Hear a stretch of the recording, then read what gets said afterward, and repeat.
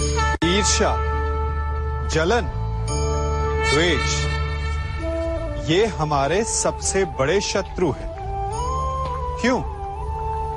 क्योंकि हमारे सबसे बड़े शत्रु वो होते हैं जो हमें सबसे अधिक हानि पहुंचाएं, और हमारी सबसे बड़ी हानि होती है समय की हानि।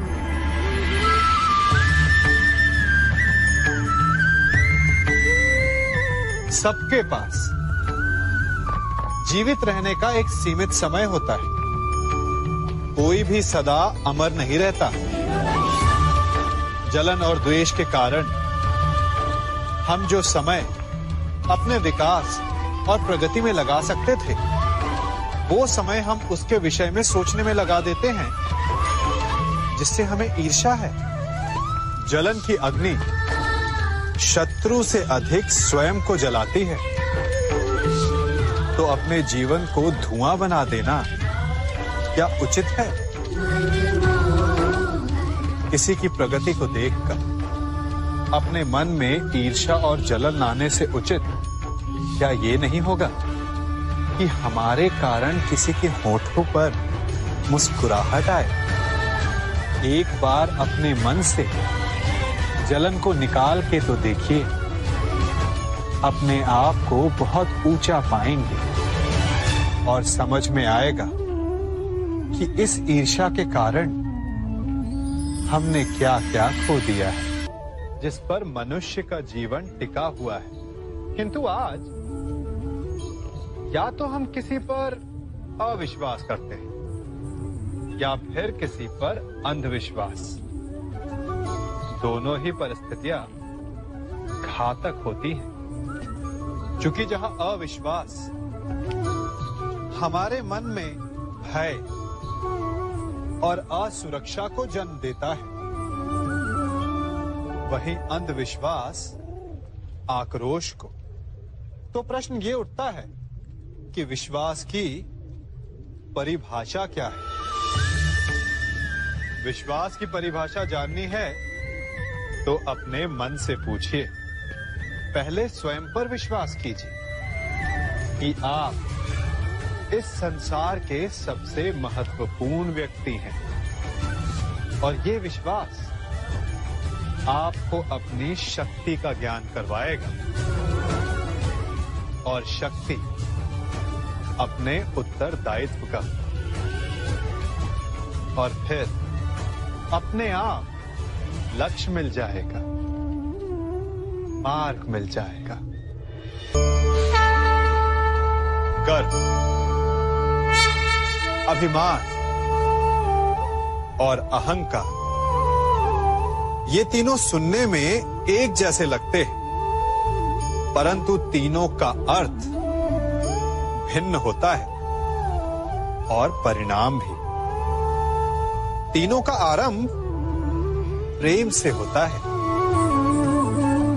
स्वयं से प्रेम, परिश्रम हमारे मन में गर्व को जन्म देता है, और सफलता अभिमान जगाती है। यहां तक ठीक है, परंतु जब ये भावना अहंकार बन जाती है, तब वो समस्या बन जाती है, क्योंकि सबसे बुरा अंत अहंकारी का ही होता है। परंतु मनुष्य के लिए पहेली यही है कि पहचाना कैसे जाए कि अहंकार जग गया है और उसका दमन आवश्यक है। इसका उत्तर मैं नहीं, आपका मन देगा। जब तक आप स्वयं से प्रसन्न हैं, जब तक आप सबसे ऊंचा उठने का प्रयास कर रहे हैं, तब तक ठीक है। परंतु जब आपके मन में दूसरों को नीचा समझने का भाव आ जाए, तो सावधान हो जाइए, क्योंकि यही अहंकार है जो वास्तव में आपको हीन कर रहा है।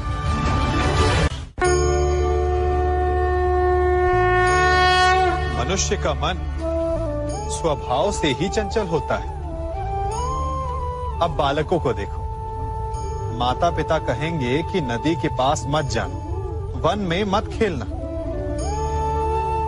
तो अवश्य वो वही करेंगे जिसके लिए उन्हें मना किया गया हो। बंधन को तोड़ने का जो रोमांच है वो मनुष्य के मन को सदा ललचाता है, परंतु बंधन और मर्यादा में बड़ा अंतर है।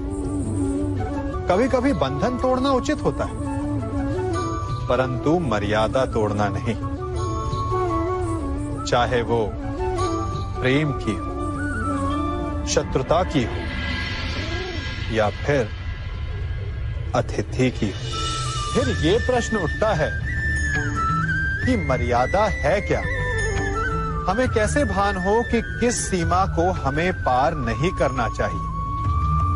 जैसा व्यवहार आप किसी दूसरे से अपने लिए चाहते हैं, वास्तविकता में वही आपकी भी मर्यादा है। जो सीमा आप किसी दूसरे को पार नहीं करने देना चाहते, वही सीमा आपकी भी है।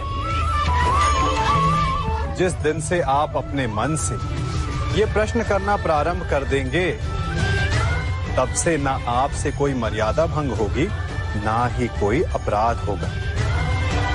कदाचित इसीलिए कहा जाता है कि जब आपका मन नियंत्रण में हो, तो आपके हृदय के साथ साथ ईश्वर आपके मन में भी वास करता है। जिससे आप अपनी मर्यादा का प्रश्न पूछोगे, तो वो कभी अनुचित उत्तर नहीं देता।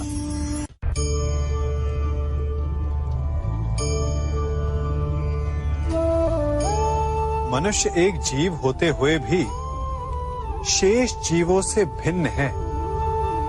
क्यों? कारण मनुष्य जीवन समाप्त होने के पश्चात भी जीना चाहता है, और इसका केवल एक ही मार्ग है, सम्मान, जो मनुष्य के मृत्यु के पश्चात भी जीवित रहता है। उस सम्मान को पाने के लिए मनुष्य वर्षों प्रयास और परिश्रम करता है, और ऐसे में शत्रु के लिए सबसे सरल लक्ष्य बन जाता है आपका सम्मान। हम अपने शत्रु का अपमान करके उसके वर्षों से कमाए सम्मान को छिन्न भिन्न कर देना चाहते हैं, परंतु कर्म करने से पूर्व परिणाम पर एक बार विचार अवश्य कर लीजिएगा। वर्षों से संचित शत्रु के मान को भंग करके आपको संतोष अवश्य मिल सकता है, परंतु वो शत्रु अपने जीवन के शेष हर पल को उस अपमान के प्रति उत्तर में लगा देता है। इसीलिए सावधान रहिए। किसी का अपमान करना स्वयं आपके लिए भी हानिकारक सिद्ध हो सकता है।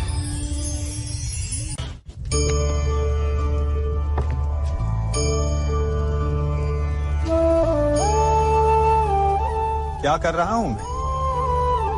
इस अग्नि को शांत करने का प्रयत्न कर रहा हूं मैं, परंतु एक अग्नि दूसरी अग्नि को कभी शांत नहीं कर सकती। वो उसे और अधिक प्रज्वलित ही करती है।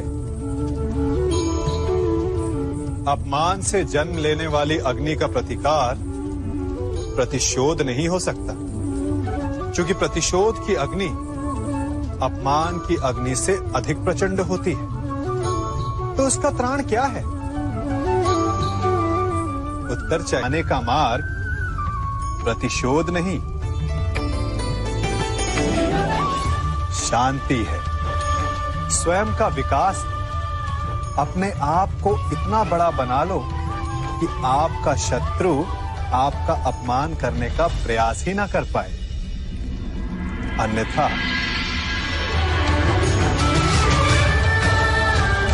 यदि आप प्रतिशोध चाहते हैं, शत्रु भस्म चाहते हैं, तो स्वयं को भी जलना होगा।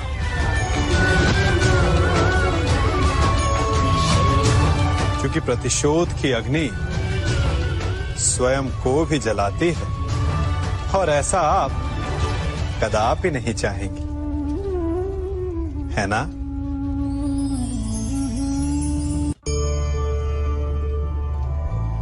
मनुष्य बिना मित्र और मित्रता के सुखपूर्वक नहीं रह सकता। बालक हो या वृद्ध, गृहस्थ हो या गृह त्यागी सन्यासी, कवि हो या योद्धा, बिना मित्रों के किसी का जीवन नहीं चल सकता। यदि यह संबंध इतना आवश्यक और शक्तिशाली है तो उसके उत्तरदायित्व भी आवश्यक हो जाते हैं। परंतु प्रश्न ये उठता है कि मित्र कौन होता है? आप कहेंगे कि मित्र वो होता है जो सदा हमारा साथ दे, हमारे सुख में आनंद मनाए, हमारे दुख में हमारा सहारा बने, हमारे विरोधियों का शत्रु हो जाए वो, यही ना? परंतु क्या वास्तविकता में मित्र की पहचान यही होती है? मित्र के लिए आवश्यक है कि आवश्यकता पड़ने पर वो आपका विरोध करे। यदि आप सच्चे मित्र हैं, यदि आपका मित्र मूर्खतावश, जानबूझकर या किसी कुचक्र में फंसकर कोई अनुचित कार्य करने जा रहा है, तो आपका कर्तव्य बनता है कि सबसे पहले आप उसे वो कार्य करने से रोकें, उसका विरोध करें। क्योंकि यदि मित्र ने कुछ अनुचित किया तो आप भी स्वयं को अपयश का भागीदार बनने से नहीं रोक पाएंगे।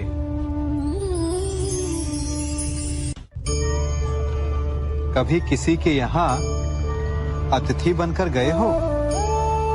क्या अपेक्षाएं होती हैं आपकी? कि आपका स्वागत हो, सम्मान हो, यही ना? अवश्य कि आपका सत्कार करने वाला मन से ऐसा कर रहा है या उसके मन में कोई खोट है। कहीं वो धूर्त तो नहीं? क्योंकि धूर्त का सत्कार भी विनाशकारी ही होता है। फिर से एक प्रश्न उठता है कि धूर्त को पहचाने कैसे? कभी सर्प को देखा है? उसके निकट जाओ तो फुफकारता है, दूर रहने की चेतावनी देता है। और यदि वही सर्प आपके निकट आकर नृत्य करने लगे तो विचित्र नहीं लगेगा आपको? लगेगा ना? उसी प्रकार किसी के स्वभाव में यही विचित्रता आना धूर्तता का लक्षण है। धूर्तता से आपको ठगने वालों का भी सबसे बड़ा लक्षण यही होता है कि वो आपसे अपने स्वभाव के विपरीत व्यवहार करते हैं। जो आपसे अधिक मीठी बातें करे और अत्यधिक विनय दिखाए तो उससे सावधान हो जाइए, क्योंकि मित्र दिखावा नहीं करते और अत्यधिक प्रेम का दिखावा करने वाले मित्र नहीं होते। अति विनयम धूर्तस्य लक्षणम।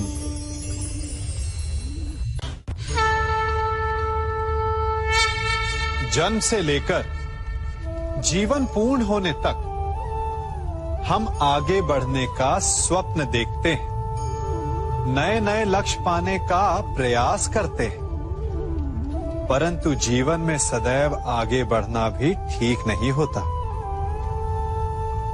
अब आप कहेंगे कि ये ग्वाला हमें कौन सी उल्टी पट्टी पढ़ा रहा है, परंतु सीधे जाने का मार्ग कभी कभी उल्टी सीख से ही आता है। कभी कभी आगे बढ़ने से अधिक आवश्यक हो जाता है रुक जाना, स्वयं पर विराम लगाना। अच्छा स्वास्थ्य पाने के लिए भोजन करने से अधिक महत्वपूर्ण होता है कि आप कब भोजन करना रोक देते। अच्छा संबंध बने उसके लिए आवश्यक होता है कि आप कब अधिक हस्तक्षेप करना रोक देते हैं। और नाश से बचने के लिए आवश्यक है कि कब आप अपने पग को रोक लेते हैं, तो आगे बढ़ने के विज्ञान में कब रुकना है, ये ज्ञान बहुत ही आवश्यक है।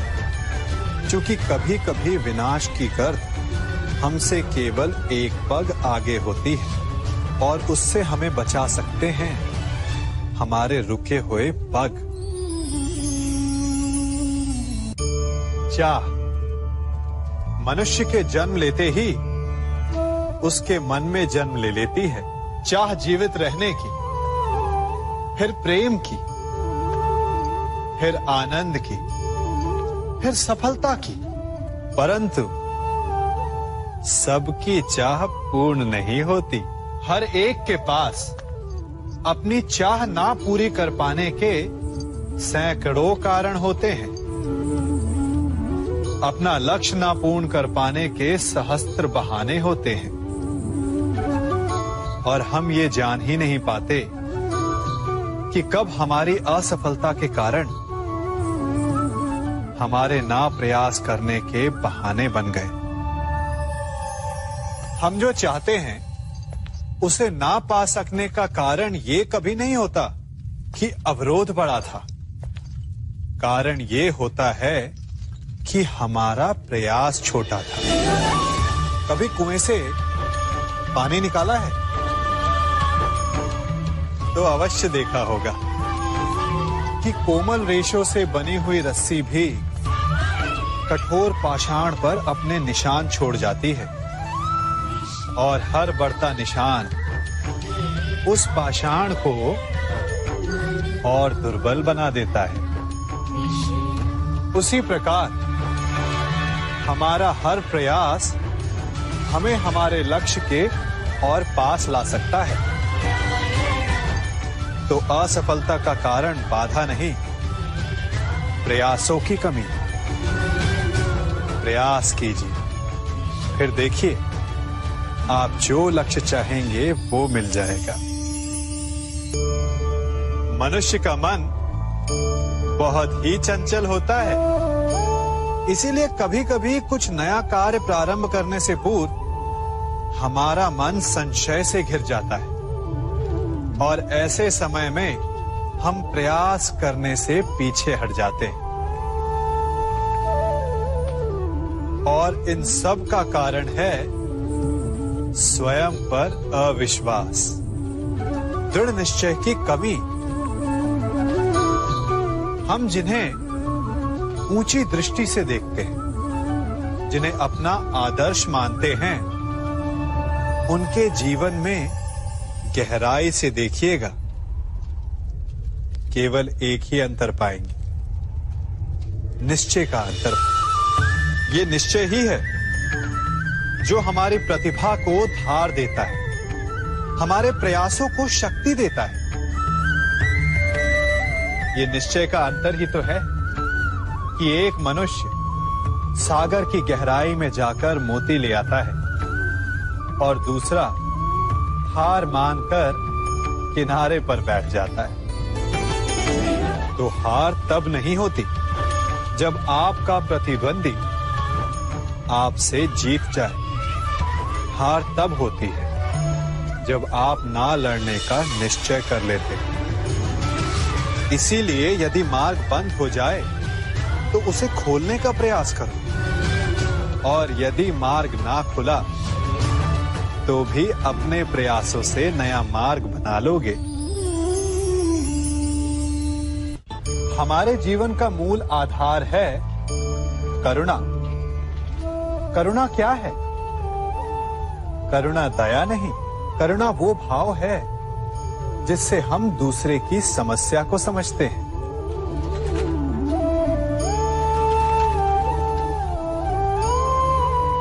उसकी कठिनाई को अनुभव करते हैं। इस संसार में सारे संघर्षों का मूल है एक दूसरे की परिस्थिति को ना समझना, और इस समस्या का हल है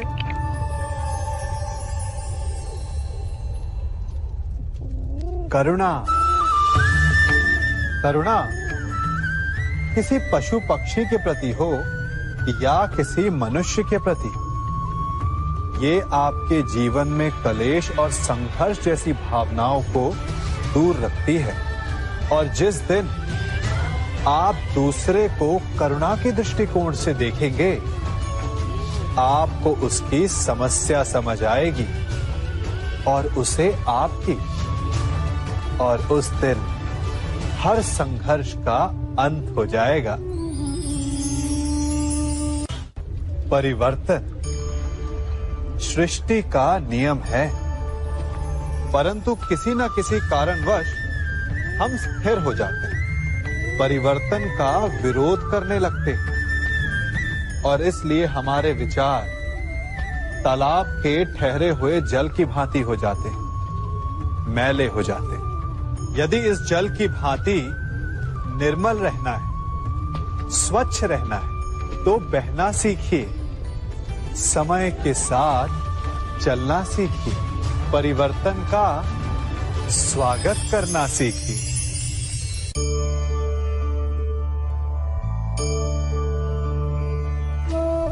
पता है इस हरी मेहंदी में लाल रंग कैसे आ जाता है? कष्ट सहकर। लाल चटकता रंग चाहिए तो इन मेहंदी के पत्तों को पीसना पड़ता है, बार बार प्रहार करने होते हैं, उसके पश्चात इसे पानी में मिश्रित करना होता है, तब जाकर ये ललनाओं का श्रृंगार बनती है। स्वर्ण के साथ भी यही है, जितना तपता है उतना शुद्ध होता है। और नग तो आप सभी को भाते हैं ना। हीरा भी पहले कोयला होता है, धरा के भीतर का ताप सहकर, उसका दबाव सहकर इसके भीतर ये चमक आती है। आप समझ रहे हैं ना मैं क्या कह रहा हूं? जितना आप कठिनाइयों से जूझेंगे, आपका व्यक्तित्व उतना ही निखरेगा। कठिनाइयों की भट्टी में जितना तपेंगे, आपका चरित्र उतना ही निखरेगा। तो अगली बार जब आपके समक्ष कोई समस्या आए तो घबराइए मत, उससे लड़ जाइए, क्योंकि हर समस्या हमें कुछ नया सिखा कर जाती है।